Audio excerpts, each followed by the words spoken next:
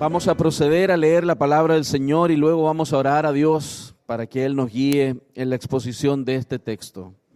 Oseas capítulo 10, versículos del 1 al 15, vamos a leer el capítulo completo. Téngalo ahí frente a usted, también esperamos en Dios, esté también en la pantalla.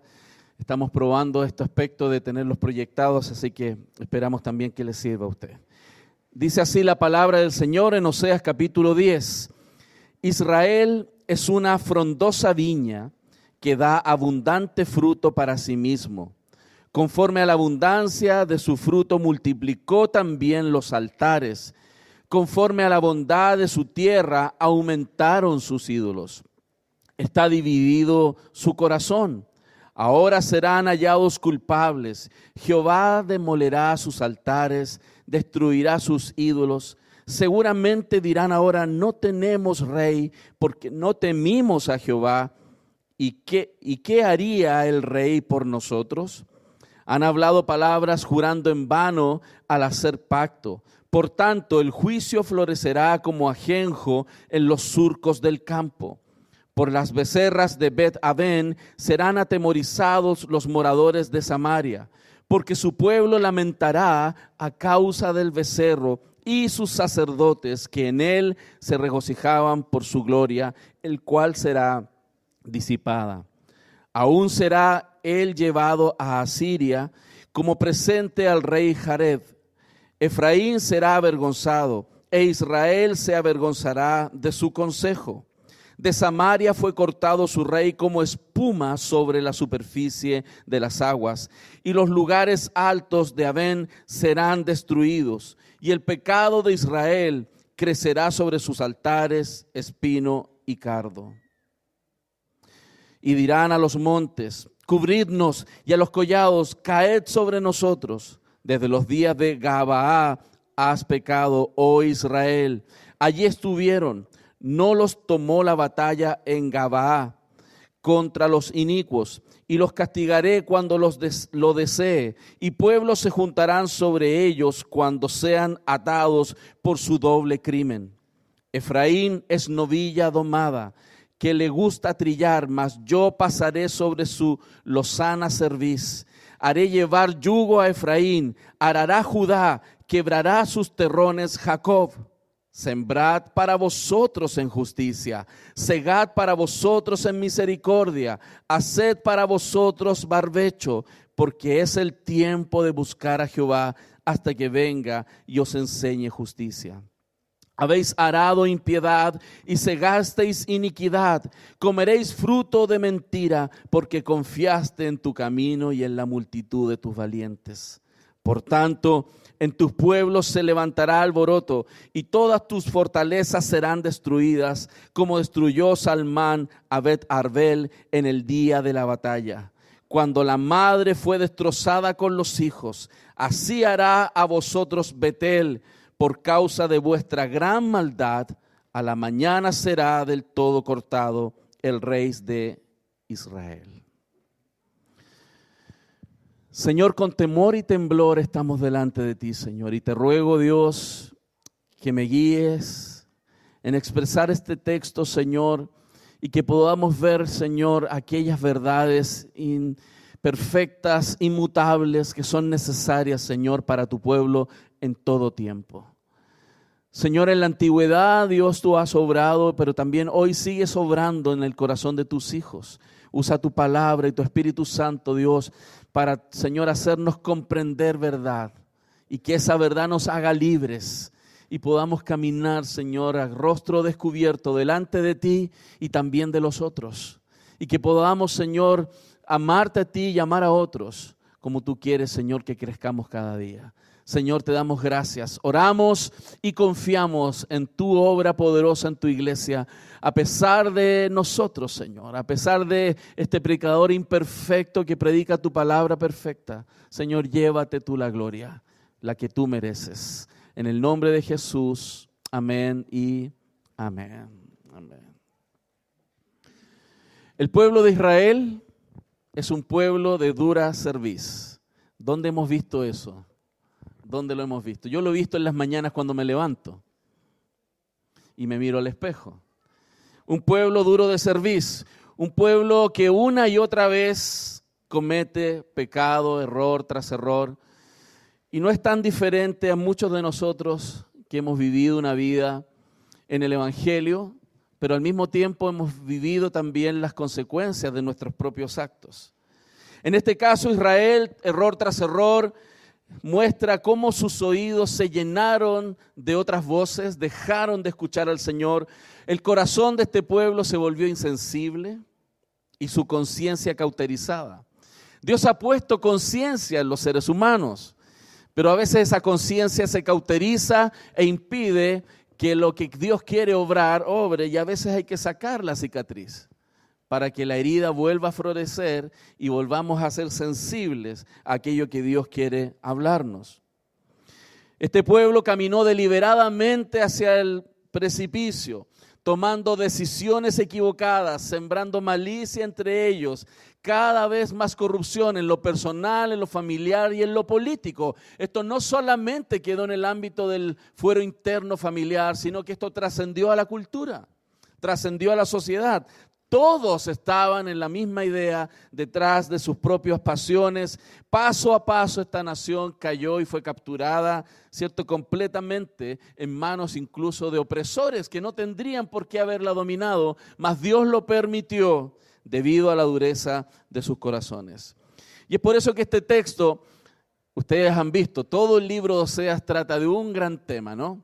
De cómo un pueblo tan duro puede seguir siendo amado por un Dios tan grande, tan generoso, pero a pesar de que Dios ama, Dios ha permitido ciertas consecuencias en este pueblo y lo hemos visto vez tras vez, vez tras vez. Vamos entonces a mirar en 4 puntos la enseñanza del día de hoy. Primero, desde el versículo 1 al versículo 8, vamos a hablar sobre el corazón necio y las consecuencias de un corazón necio. El versículo 9 al 11 vamos a hablar sobre la inmoralidad degradante y también sus consecuencias. El tercer punto será un nuevo llamado de Dios al arrepentimiento. Y cuarto, la ruina completa del pueblo. Creo que es importante entender que detrás de todo llamado de la palabra del Señor al arrepentimiento debe haber una reflexión personal. Dios siempre nos llama a sus brazos de amor y de gracia, pero también nos llama a sus brazos de un juez, padre, que quiere que nosotros transformemos nuestra manera de vivir. ¿Qué encontramos entonces en este primer punto respecto de las características de un corazón necio que va camino a la ruina? No sé si usted ha visto alguna vez personas que a pesar de que se les advierte sobre sus actos, siguen caminando en la misma dirección hasta que se estrellan. Y es doloroso ver eso, es triste verlo. Y aquí vamos a ver el caso de cómo una nación completa en dirección a la ruina, esto no solo algunos, una nación completa camina a la ruina. Una de las primeras características que nos muestra el versículo 1 es la notoria ingratitud. ¿Por qué ingratitud? Si usted se fija, el verso 1 dice que Israel es una frondosa viña. Hay textos en el Antiguo Testamento que nombran a Israel como gajitos de uva.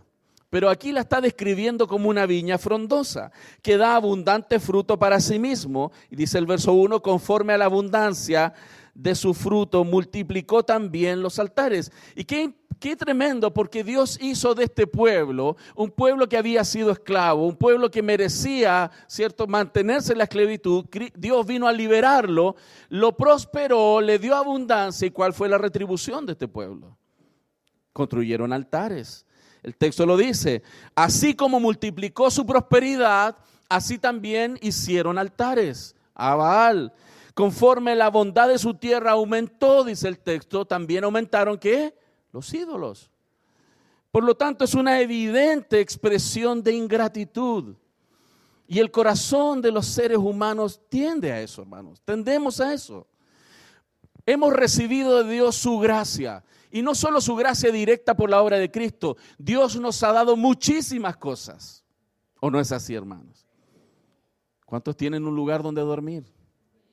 ¿Cuántos tienen para comer? ¿Cuántos tienen familia? ¿Cuántos tienen gente que les quiere? Algunos más y otros menos, sin duda. Algunos somos más difíciles de amar, ¿cierto? Es verdad, pero al menos uno, ¿no? Mi esposa me ama. Me lo dijo ayer. Estuvimos de aniversario de matrimonio.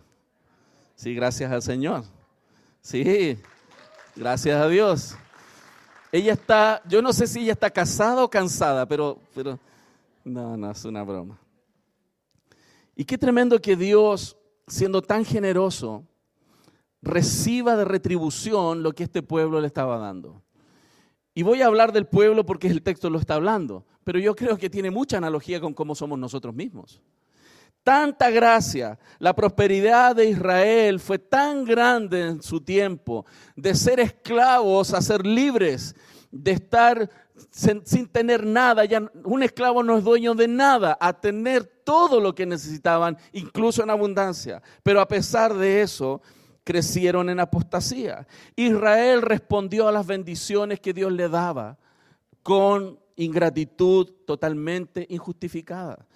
Porque la ingratitud en sí es mala, pero cuando hay una bondad tan grande sobre uno, el hecho de ser ingrato aumenta la ingratitud. La mayoría de nosotros somos ingratos, pero cuando se ha derramado la gracia de Dios sobre nuestras vidas, cuando la gracia de Dios se derramó sobre tu pueblo, la ingratitud es con mayúscula. Y eso es lo que vemos en el texto.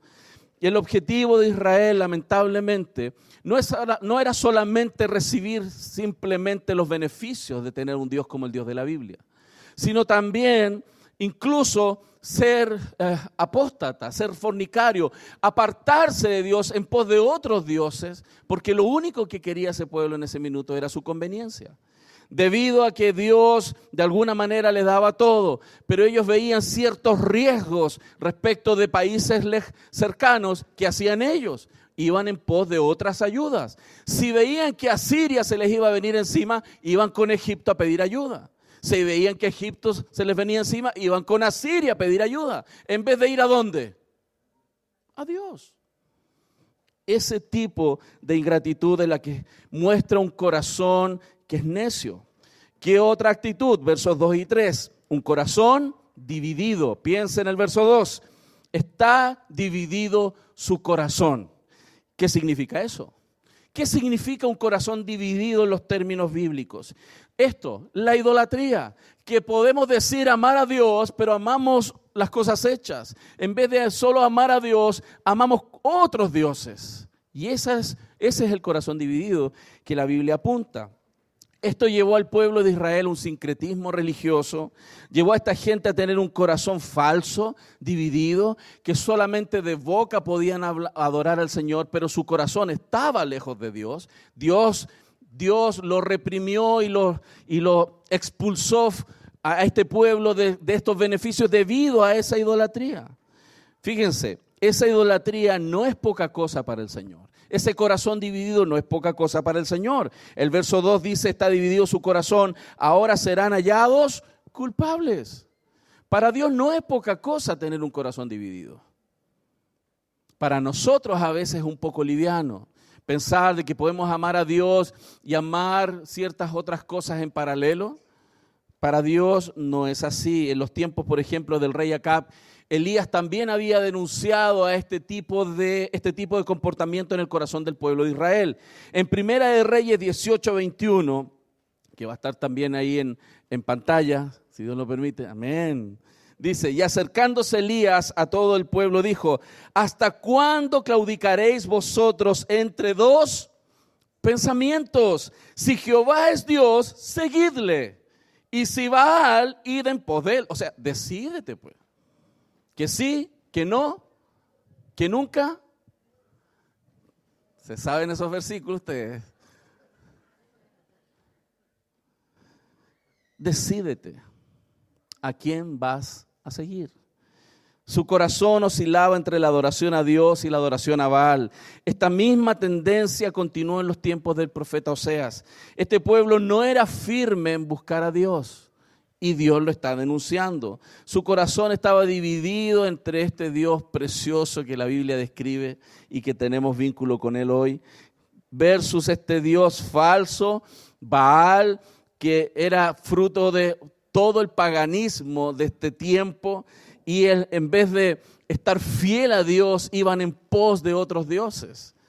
Es como decirle a tu cónyuge te amo y en la semana estar pensando en otra persona.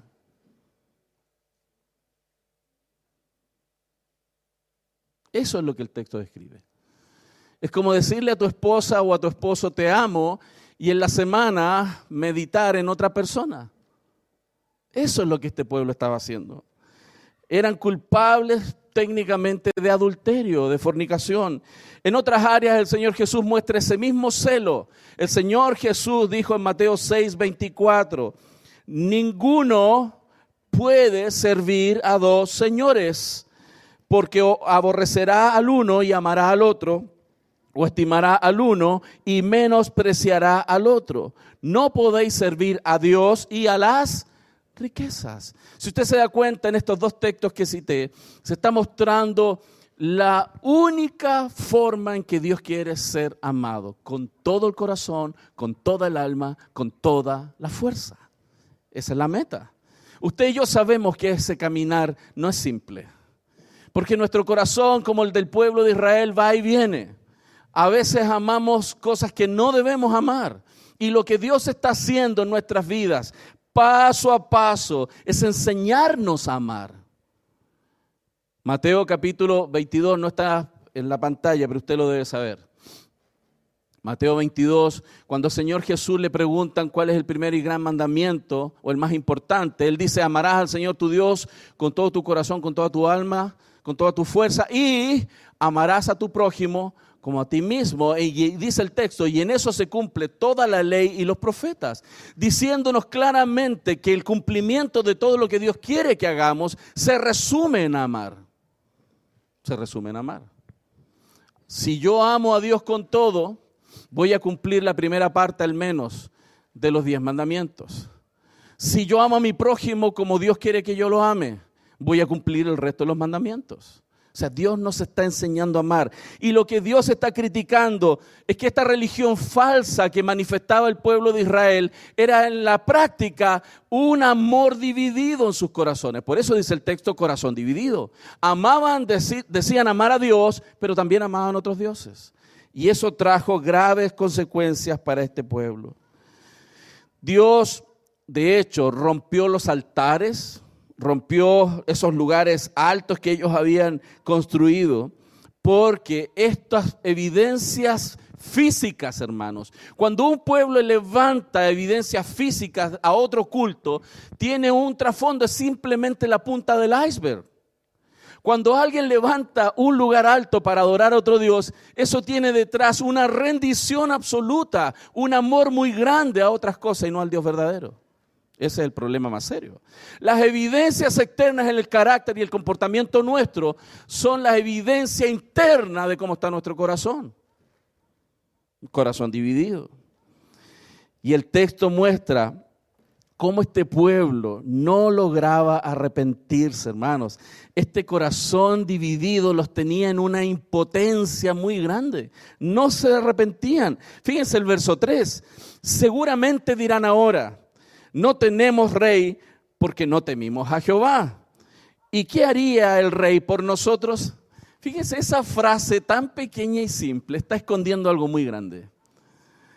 Una de las cosas que para mí son muy relevantes aquí es que ellos dijeron, como estamos ahora metidos en grandes problemas, se nos viene un pueblo a destruir, nos van a matar. ¿Quién podrá ayudarnos? En vez de arrepentirse y clamar al Señor, y ellos dicen, parece que esto no está pasando porque no temimos al Señor. Parece que estamos en problemas. Imagínense esa reacción. Sí, verdad, parece que no hicimos lo que Dios quería. Y dice, ¿y qué haría el rey por nosotros? Y es más, si tuviera el rey, ¿qué iba a hacer por nosotros? ¿Dónde hay arrepentimiento? Es simplemente una reflexión sobre lo que pasa. Es simplemente decir y darse cuenta, la regué, la embarré. ¿Han visto personas así? Que expresan su corazón dividido de muchas maneras y cuando se enfrenta a la realidad, la embarré. ¿Qué? Pecaste contra Dios. Eso no es poca cosa. Contra el Dios santo, santo, santo. La falta de sinceridad religiosa de Israel se reflejó directamente en su día a día, pero también en su política. Abandonaron a Dios y también entonces su política les abandonó. Si había rey en Israel, ese rey abandonó al Dios de los cielos y se fue en pos de otros dioses. Fíjense que al principio del nacimiento del pueblo hebreo era gobernado por una teocracia. Dios gobernaba ese pueblo. ¿Se acuerdan? Desde el principio, cuando Dios forma, Dios los guió, Dios los cuidó. Luego, como dijeron, oye, mis vecinos tienen rey. Ese reino de allá tiene un rey. Nosotros también queremos un rey. Entonces, de teocracia cambiaron a una monarquía. Dios les dijo, ok, les voy a dar un rey, pero ustedes se van a arrepentir porque ese rey no es como yo. ¿Y se arrepintieron o no? Aquí se están arrepintiendo, se están dando cuenta de la embarrada. Sin embargo, lamentablemente, después de vivir el error de una monarquía y no la teocracia, en vez de arrepentirse y volver al Señor, gobiérnanos tú, ¿cuál fue la actitud? La decadencia siguió más y más y llegaron a una anarquía. De teocracia, monarquía, anarquía, donde cada uno hace lo que bien le parece. En el tiempo de los jueces se testificó que fue un tiempo absolutamente oscuro. ¿Cuál fue ese tiempo? En que cada uno hacía lo que bien le parecía. De teocracia a monarquía, de monarquía a anarquía. Y muchos cristianos lamentablemente caen así. Parten con Dios diciéndole, Señor, contigo hasta el universo y más allá. Y después, sí, ahora me voy a sujetar a las autoridades y después no me sujeto a nadie. El mismo camino de Israel. Hermanos, el pueblo perdió la fe en Dios y la confianza en su rey. Debido a que rechazaron al rey celestial, terminaron rechazando a su rey terrenal. Es la consecuencia lógica. ¿Qué otra característica además de un corazón dividido? Fíjense que ellos también hacían pactos hipócritas. Verso 4, han hablado palabras jurando en vano al hacer pacto. Por tanto, el juicio florecerá como ajenjo en los surcos del campo. Debido a que Israel entonces abandona a Dios en su corazón, lo lógico es que en su práctica religiosa comiencen las promesas sin fundamento. Ahora sí que voy a cambiar. Te lo juro, por este puñado de cruces, que ahora sí. Y esas promesas vacías, sin evangelio, hermanos, sin la realidad de la palabra del Señor, suenan como un címbalo que retiñe, porque no están basadas en el amor, no están basadas en el amor a Dios ni a las personas. Esas promesas no sirven. Israel estaba haciendo juramentos que no tenían ya sustento. Y a Dios se le acabó la paciencia. Pastor, ¿Dios está obligado a ser paciente eternamente? No. Dios no está obligado a ser paciente eternamente. Dios está obligado a ser justo eternamente, pero no paciente eternamente. Dios terminó con este pueblo en una situación difícil, hermano, muy difícil para Israel. Fíjense lo que el texto dice, han hablado palabras. Esa frase en el contexto nos está diciendo, hermanos, que las palabras que ellos decían no tenían peso. Palabras de bla bla. Usted sabe lo que significa eso, ¿no? Bla bla bla bla bla bla bla bla. Sí, bla bla bla bla bla bla. Hermanos, es como el mundo hoy día. Prenda la tele, vea las noticias, mire las redes sociales. ¿Qué hay? Bla, bla, bla, bla, bla, bla. ¿No es así? Bla, bla, bla, bla, bla. Y eso es. Palabras sin fondo. Palabras que no edifican. Palabras que no construyen. Palabras que no glorifican al Señor. Puro bla, bla. Y este pueblo hablaba, pero bla, bla. Nada más. Y cuando eso llegó a ser masivo, hermanos. Dios, por supuesto, que entró en sus vidas. Dice el texto que ellos juraban en vano. Eran hipócritas porque no asumían compromisos reales con Dios y con los demás. Además, fíjense, para Dios los pactos son muy importantes. Las promesas son muy importantes. Israel corrió tras Asiria, ¿cierto?, buscando ayuda cuando se les vino Egipto y le dijeron, vamos a estar contigo, somos aliados. Y cuando se les puso difícil, se aliaron con otro. ¿Para dónde conviene? Me uno. Si esta persona me ayuda, me uno con él. No, me falló. Entonces, me uno con este. Me falló. Me uno con este. Hermano, no hay peso en los compromisos. Además, el verso 4, fíjese, por tanto, el juicio florecerá como ajenjo en los surcos del campo. ¿Qué comenzó a pasar en este pueblo? Comenzaron a cosechar lo que sembraron. Bebieron el reflujo de su propio flujo. Lo que ellos sembraron, comenzaron a cosecharlo. Y es parte de la ley de la siembra y la cosecha que nosotros sabemos que funciona. Hermano, no os engañéis, no os engañéis. Todo lo que el hombre sembrare, eso segará. Mucho de lo que estás viviendo hoy día y yo es simplemente la cosecha de lo que has sembrado en el pasado. Y es por eso que Dios en su misericordia está haciendo reflexionar a este pueblo, como hoy también de alguna manera nos hace reflexionar a nosotros. Este corazón necio les está llevando un corazón dividido, un corazón que los lleva a ser idólatras, a hacer compromisos que no tienen peso, pero también a vivir una idolatría que no tiene poder. La idolatría, el salir de la correcta adoración al Señor, y aquí quiero hacer un paréntesis. Cuando uno le predica a los cristianos, que ya llevan años en la iglesia, y quizás escuchan la idolatría del pueblo. Dice, yo no soy idólatra, pastor, yo no tengo crucifijo en mi casa, yo no tengo un altar del no sé qué y le prendo velitas. Hermano, nuestro corazón es muy idólatra. Nos amamos a nosotros mismos mucho. Alguien te dice algo y ¿cómo reacciona? Te cruzan el auto en la calle y ¿aló? ¿Te sale el cristiano que llevas por dentro? ¿Sí? Agarra la llave de cruz y lo bendice en el nombre de Jesús. ¿Sí? ¿Ah? Cuando alguien te ofende, cuando alguien te mira mal, cuando alguien piensa mal de ti, ¿qué brota?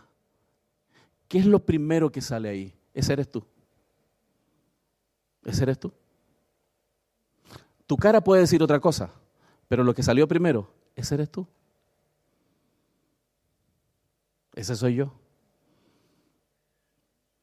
Y Dios es muy grande en misericordia con nosotros, porque si Dios nos evaluara por eso primero que sale, nos quedamos no parados, ¿cierto? Pero el problema es que esa idolatría nosotros la tenemos y Dios quiere sacarlo, y Dios quería sacarlo de este pueblo. Fíjense que la idolatría de este pueblo no salió hasta que estuvieron en el cautiverio. Después del cautiverio de este pueblo, 70 años más en Babilonia, recién fueron depuradas porque la generación completa murió. Toda una generación tuvo que morir en la esclavitud para que fueran depurados de la idolatría. No es poca cosa la idolatría en nuestros corazones. Y el verso 5 al 8 nos muestra, fíjense, cómo esta idolatría es impotente. Por las becerras de Bet-Aven serán atemorizados los moradores de Samaria, porque el pueblo lamentará a causa del becerro y sus sacerdotes que en él se regocijaban por su gloria, la cual será disipada. Aún será él llevado a Asiria como presente al rey Jareb. Efraín será avergonzado, Israel se avergonzará de su consejo, etcétera, etcétera. Si ustedes se dan cuenta, ¿qué está pasando aquí? Que todos estos dioses que ellos abrazaron, a los cuales ellos clamaron, en el momento del juicio de Dios, nada pueden hacer.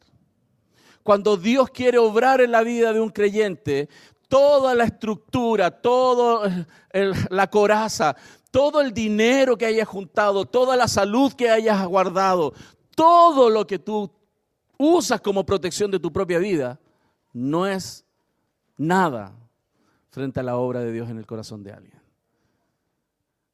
Usted puede protegerse con una idolatría de dinero y forjar su futuro y su estabilidad y su confort interior en base a lo que tiene, o en base a lo que sabe, o a la familia que tiene, o al matrimonio que tiene, o al ministerio que tiene, y construir identidad y valor a través de todas esas cosas.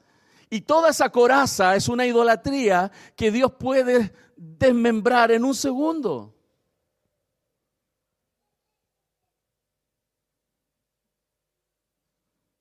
Tu prestigio, tu dinero, tu familia, tus hijos, muchas veces son ídolos. Y hemos construido corazas y hemos fundado identidad y valor personal y orgullo a veces en cosas que Dios puede deshacer así. Hermanos, la religión falsa es un refugio falso en el día de la angustia. Si tú construyes tu refugio en personas y no en Dios, en el día de la angustia pueden caer las personas. El único que no cae y no cambia jamás es Dios.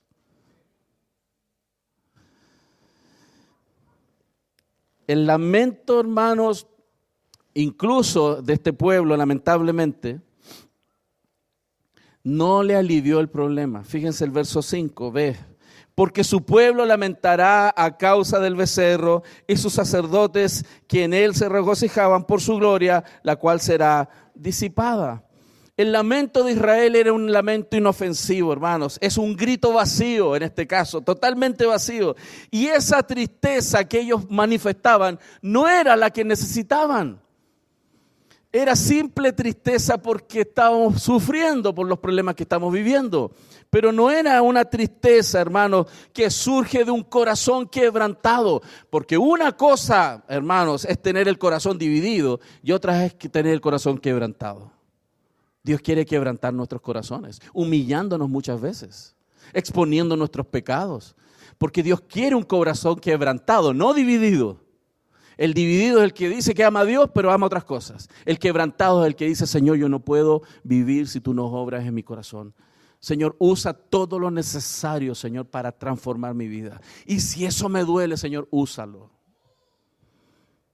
No mi voluntad, sino la tuya, Señor. El arrepentimiento de este pueblo, lamentablemente, el lamento, el grito de ellos era falso. No era de un corazón quebrantado. Segunda de Corintios 7:10 nos muestra ese arrepentimiento genuino, pero nos advierte del tipo de tristeza que no produce nada. Porque la tristeza que es según Dios produce arrepentimiento para salvación. Vuelvo a leer. Porque la tristeza que es según Dios produce. Cuando tú estás en el medio de un problema, en una situación conflictiva, en un problema con el jefe, en un problema con no sé qué, en un tremendo lío, la tristeza por haber hecho mal cosas o lo que sea, si esa tristeza no viene de Dios, no produce arrepentimiento, pero si viene de Dios, va a producir arrepentimiento. ¿Y qué es arrepentimiento? ¿Qué es arrepentimiento? Lo hemos estudiado en esta iglesia muchas veces en los cursos de membresía, en los discipulados, en enseñanza. El arrepentimiento significa un cambio de mente. Es una transformación profunda en el ser interior. Es, si yo iba en esa dirección, ahora voy en la dirección opuesta. Si antes no quería hacer algo, a pesar de que Dios lo decía, ahora lo hago intencionalmente. Es un giro en 180 grados. El arrepentimiento no es una emoción, no es un lloriqueo. El arrepentimiento es un cambio de vida. Eso es el arrepentimiento. Y dice que cuando hay tristeza, que es según Dios, que va a producir arrepentimiento. Igual, diga conmigo, cambio de vida. Cambio de vida. Cambio de actitud, cambio de palabras, cambio de formas, cambio de intenciones, cambio de metas, Cambio total. Pero dice el texto de que no hay que arrepentirse. Pero, la tristeza del mundo produce muerte. Muerte en el sentido, puede ser muerte física incluso, pero está muy en el contexto de una muerte en el sentido de separación. Muerte es separación, de separación de Dios, alejamiento de Dios. Y si yo me alejo de Dios, me alejo de las personas. Es un proceso absolutamente relacionado. Cuando yo me alejo de Dios y de una comunión profunda donde Dios me está quebrantando, y si eso no está pasando, me alejo de la gente. A veces me hago leso con cosas y me alejo de la gente. Hermanos, los dioses falsos no logran producir eso en el corazón de los seres humanos. Solo el Dios verdadero, la obra del Espíritu Santo produce arrepentimiento genuino. Y debemos orar.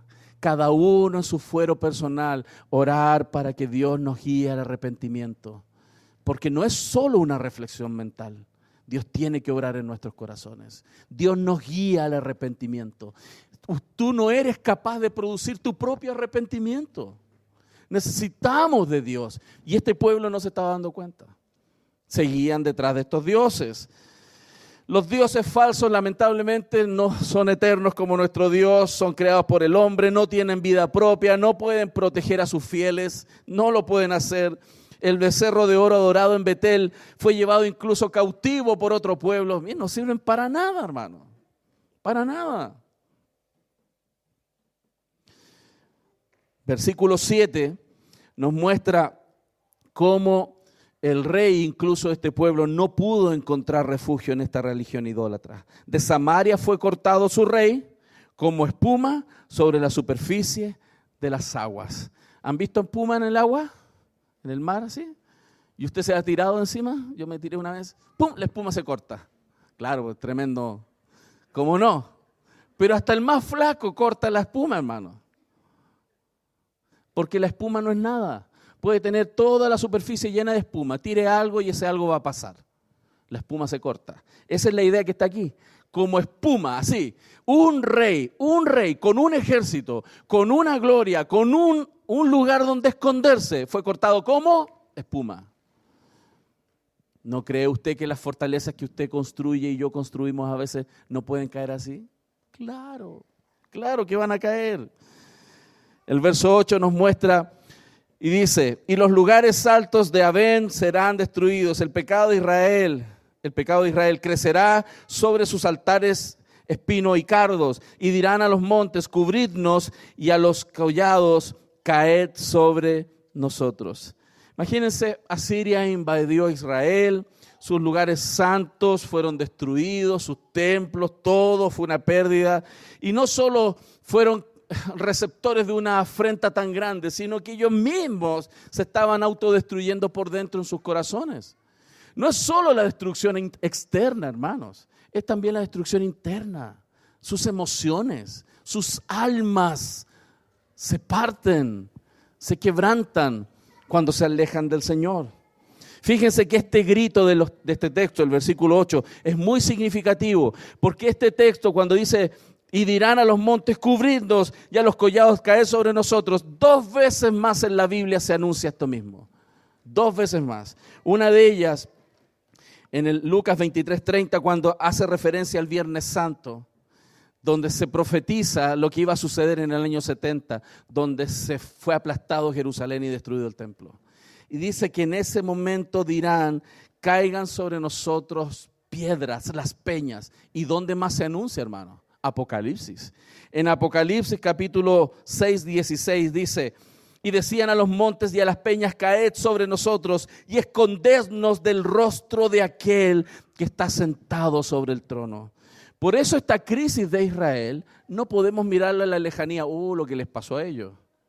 Porque volvió a pasar en el año 70 y hermanos va a pasar de nuevo. El juicio de Dios caerá. Y las personas que no tengan a Cristo en su vida van a pedir que les caigan piedras encima antes de mirar el rostro de aquel que vendrá. Porque Dios es santo. Dios es santo. Y si hoy nosotros podemos acercarnos a la mesa y adorar a este Dios, es solo y absolutamente solo por lo que Cristo ha hecho. Por eso, así como este pueblo era llamado a reflexionar sobre su corazón idólatra, su corazón necio, su corazón dividido, Dios también nos hace un llamado a nosotros. Reflexionemos sobre cómo está nuestro corazón. Podemos estar absolutamente viniendo a la iglesia en piloto automático. Podemos estar cantando en el culto en piloto automático. Porque el hermano dice, pongámonos en pie. Abra su Biblia en el libro de Romanos, versículo 6 en adelante. Y todos nos paramos. Y leemos. Después cantamos. Siéntense. Oren. Escuchen el sermón. Toma la ofrenda, ahí está, cumplí y nos vemos. Ese pueblo cayó en eso. Este pueblo cayó en eso. Porque estaban haciendo el culto a Dios, pero al mismo tiempo adoraban otros dioses. Es un peligro para todos nosotros, incluyéndome. Gracias al Señor por su palabra. Porque nos hace reflexionar. Dios, nuestro Dios, hermanos, es un Dios de gracia y amor tan grande que nos envió a Jesús para que nosotros no tuviéramos que tener las mismas consecuencias que muchos del Antiguo Testamento, para que fuéramos librados.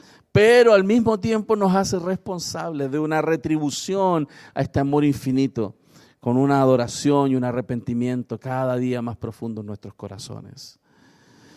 Estas tragedias fueron advertidas y siguen siendo advertidas para nuestros tiempos. Lucas capítulo 13, versículos 2 al 5 dice, no sé si lo tiene ahí, Lucas 13, ¿sí? Respondiendo Jesús les dijo, ¿pensáis que estos galileos, porque padecieron tales cosas, eran más pecadores que todos los galileos? Fíjense, ellos estaban en una situación de que unos galileos murieron trágicamente.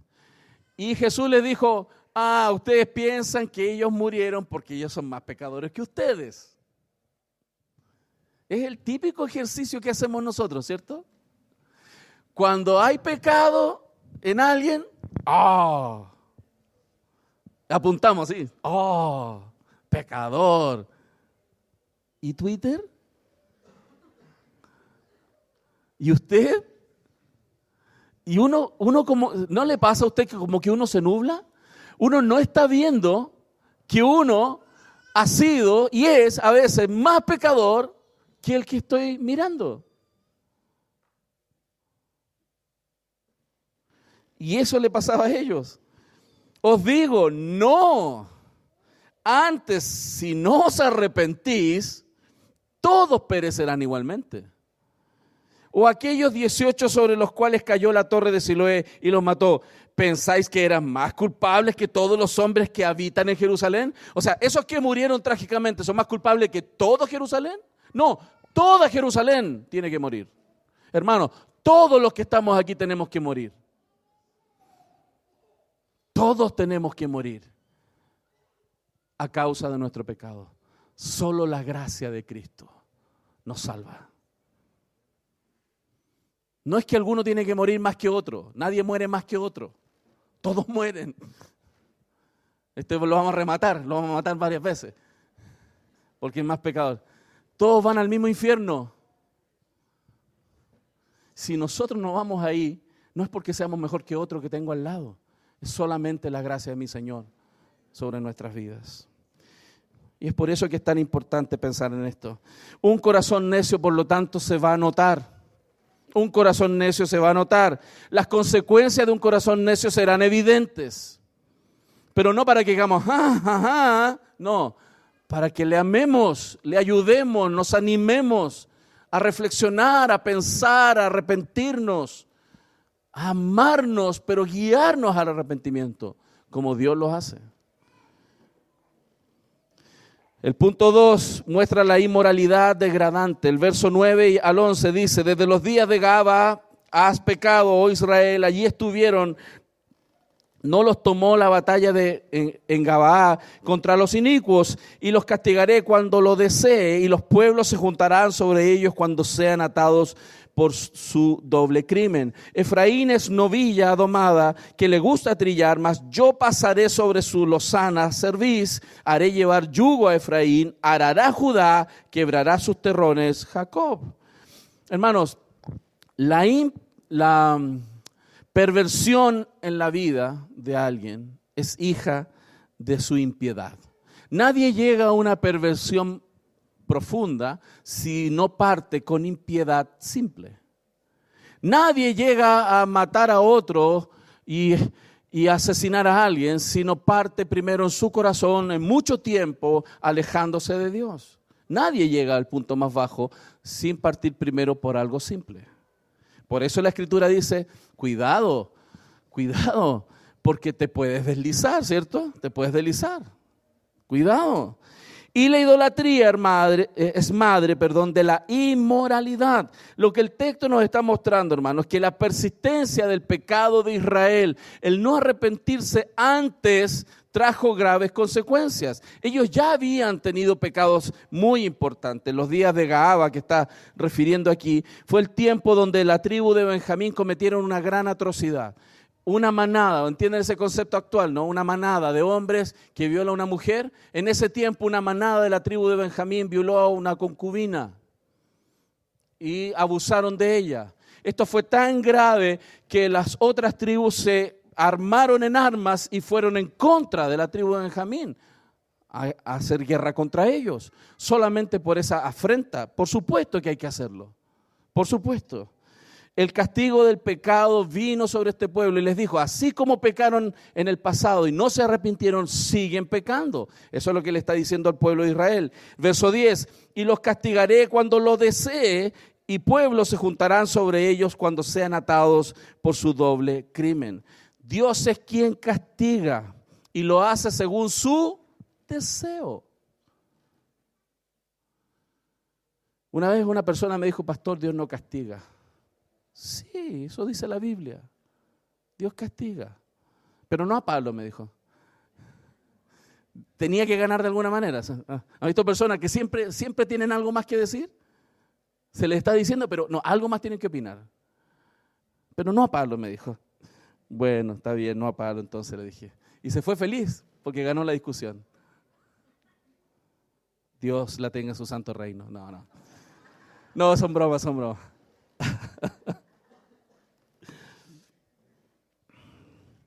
El castigo del pecado fue evidente y ustedes ya lo saben, la historia de Israel. Interesante porque este pecado trajo castigo y mucha pérdida. Fíjense el verso 11, tiene unas figuras muy interesantes. Efraín es novilla domada, que le gusta trillar. Interesante porque Israel tuvo el privilegio, ahora usa esta idea de los animales, el privilegio de ser una novilla domesticada que trilla el grano. Un animal de este tipo, grandecito, trillar el trigo es una pega simple, es un trabajo simple, es liviano. Diferente es arar, porque si la tierra es dura, de terrones duros, ¿cierto, Jaime? Si es duro, muy duro, hasta el buey le cuesta. Pero si tiene que trillar varitas de maíz, es fácil. Dice el texto que Israel era el buey que trilla, y no pondrás bozal al buey que trilla, y recibían fruto. Era fácil cosechar bendición para ellos. Pero ahora se convirtió no en un buey que trilla, sino en una vaca rebelde. Una vaca rebelde. Y aquí es donde Dios le dice, ahora ya no va a ser fácil para ti. Si era fácil antes, ahora ya no será fácil. ¿Te quieres salir con la tuya? No será fácil para ti ahora. Ahora vas a tener que sacar el terrón seco. Si sigues, y esta es una advertencia al pueblo del Señor que Dios le está haciendo aquí, porque no te arrepentiste, a lo mejor no te voy a matar, pero ya no será fácil para ti. Si antes cosechabas simple, ahora vas a tener que arar. Vas a tener lo que necesitas para vivir, pero ahora te va a costar. Te va a costar. Arar y romper terrones sí es tarea difícil debido Evidentemente ese suelo poco profundo, pedregoso, azotado en el contexto de Palestina es un terreno difícil. Si no hay agua, olvídate, muy complejo. Y Efraín, por lo tanto, desde ese tiempo en adelante sería sometido a trabajo forzoso. Dios seguiría extendiendo su misericordia en la vida de ellos, pero ya no les sería tan fácil. Ya no sería. Pero a mí lo que me sorprende es el punto siguiente, el verso 12. A pesar de todas las advertencias, todo el periodo, todo el juicio, todos los problemas, todo lo que se merecían ellos como nosotros, hay un llamado de Dios al arrepentimiento. Verso 12. Sembrad para vosotros en justicia, segad para vosotros en misericordia, haced para vosotros barbecho, porque es el tiempo de buscar a Jehová hasta que venga y os enseñe justicia. Una de las cosas que más me sorprende a mí siempre en la palabra del Señor es que a pesar de todo lo drástico y a veces el juicio severo que Dios impartía, sigue diciéndolos, pero aún es tiempo de arrepentirte. Aún es tiempo. Siembra justicia, arrepiéntete. Hay una razón urgente. Es tiempo de buscar al Señor, dice la palabra. Es tiempo de buscar a Jehová y que venga Él y nos enseñe justicia. Hermano, qué cosa más preciosa hay en el Evangelio, que a pesar de que somos tan duros, Dios sigue diciéndonos, ven, conversemos, aprende de mí, que soy manso y humilde de corazón, y hallaréis descanso para tu alma. Es un llamado de Dios a su pueblo. Pero a pesar de ese llamado, hermano, lo ilógico, lo impensado, lo que no se debe hacer, hicieron. A pesar de todo. Y el verso 13 al 15 nos muestra la ruina y final. Una siembra maldita en el verso 13. Habéis arado impiedad. A pesar de que Dios les dijo, no lo hagan, lo hicieron. Cegaste iniquidad, comeréis fruto de mentira, porque confiaste en tu camino y en la multitud de tus valientes. ¿Cuál fue el error de ese pueblo? ¿Confiar en quién? ¿Qué dice ahí? En tu camino, o sea, en tu propia prudencia, en tus propios recursos, a tu manera. Y lo segundo, con los recursos que otras personas te pueden dar.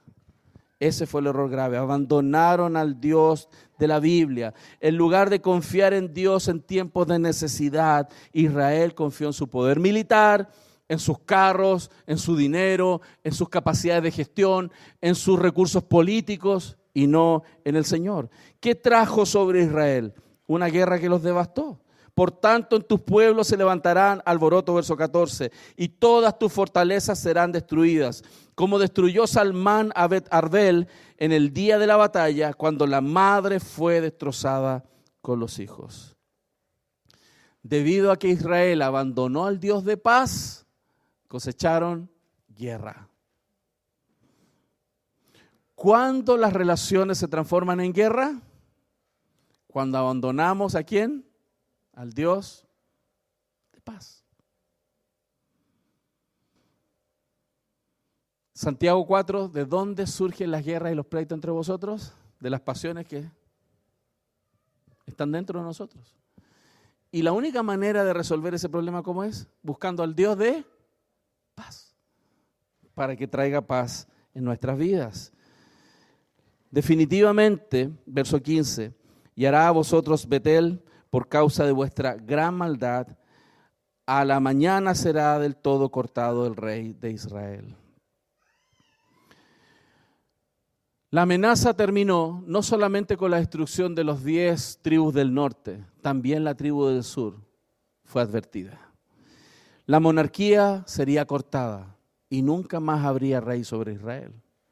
Poco tiempo después, nunca más Israel tuvo un rey.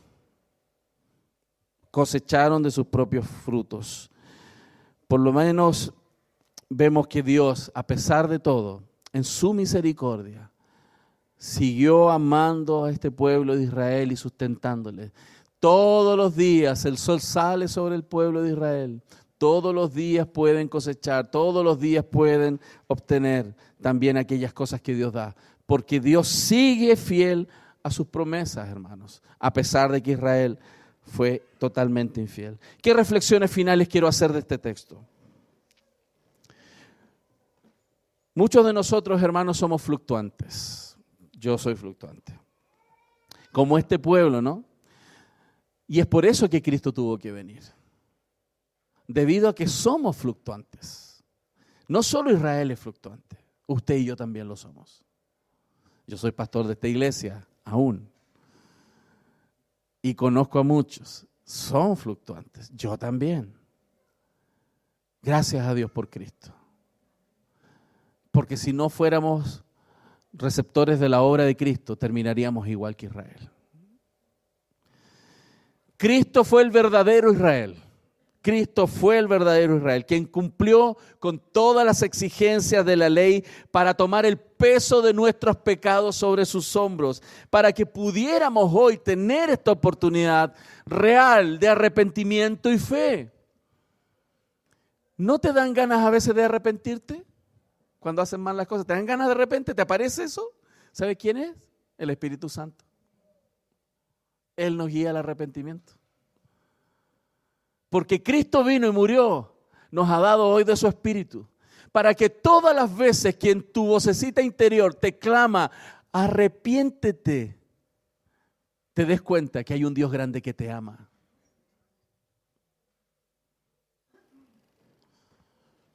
También sabemos que el castigo de Israel no lo podemos mirar tan a la distancia. No lo miremos tan a la distancia. Porque algunos exageran la gracia y transforman eso en una desgracia. La gracia es muy grande, pero Dios al que ama disciplina. Entonces no podemos mirar de lejos aquellas consecuencias que Israel vivió. Porque el mismo llamado de atención del profeta Oseas, también Jesús lo dijo en Lucas y en Apocalipsis también está. El juicio de Dios viene sobre los impíos. Y Pedro advierte, si nosotros salvamos por poco, ¿qué será para los impíos, hermanos? ¿Qué será? Y es por eso que el llamado de esta mañana, hermanos, es a examinar hoy nuestro propio corazón.